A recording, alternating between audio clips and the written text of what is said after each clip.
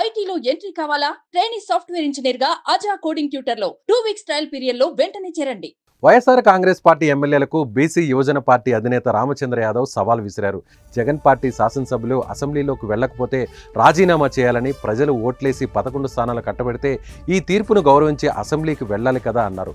లేని పక్షంలో పదవులకు రాజీనామా చేసి ఎన్నికలకు వెళ్లగలరా అంటూ ఛాలెంజ్ చేస్తూ మాజీ సీఎం జగన్ కు లేఖ రాశారు. ఆయన ఎన్నికల్లో సగం స్థానాలు గెలవగలరా అంటూ ప్రశ్నించారు. కనీసం 5 సీట్లు గెలిచినా ప్రజలు ఆమోదించినట్లేనని ఆయన తేల్చి చెప్పారు.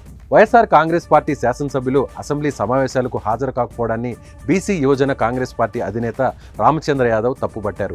ప్రజలు గెలిపించింది ఎందుకు? నియోజకవర్గ సమస్యలు చట్టసభల్లో ప్రభుత్వ దృష్టికి తీసుకువెళ్లాలనే కదా.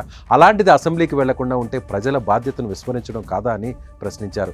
అసెంబ్లీ సమావేశాలకు వెళ్లని వారు ఎమ్మెల్యేలుగా అనర్హులన్నారు. తక్షణమే రాజీనామా చేసి ప్రజాక్షేత్రంలో తేల్చుకోవాలని హితవు పలికారు. 151 సీట్లతో గెలిచి ఈ విధంగా నియంత్రణ పాలనను ప్రవేశపెట్టి ప్రజల చేత తిరస్కరణకు గురయ్యారు. ప్రతిపక్ష హోదా ఇస్తే అసెంబ్లీకి వస్తానడం కుంటి సాగుతో పోల్చారు రామచంద్ర యాదవ్. మీ పార్టీకి ఆంధ్రప్రదేశ్లో ఇక మనుగడ ఉందా అని భావిస్తే వెంటనే రాజీనామా చేసి ప్రజా తీర్పు కోరాలని జగన్కు రాసిన లేఖలో రామచంద్ర యాదవ్ డిమాండ్ చేశారు.